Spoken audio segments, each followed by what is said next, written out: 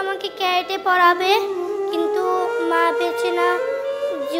যখন যখন মারা গেছে তখন তো আমার আর ভাল লাগছে না। আর ফিরল না জ্ঞান।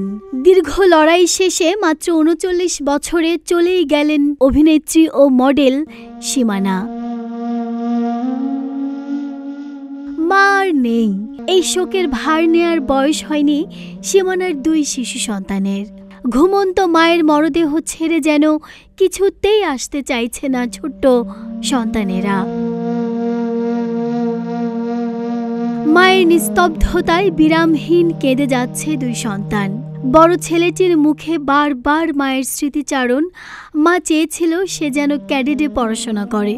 মা নেই, তাই তার আর কিছু ভালো লাগছে না। মা যেন জান্নাতে যান, সেজন্য আল্লাহর কাছে দোয়া চাইছেন। এদিকে সীমানার মৃত্যুতে চলচ্চিত্র অঙ্গনে শোকের ছায়া নেমে এসেছে। পরিচালক চয়নিকা চৌধুরী তার ফেসবুক পোস্টে লিখেছেন, কিছুই বলার নেই, বাচ্চা দুটোর জন্য অনেক প্রার্থনা।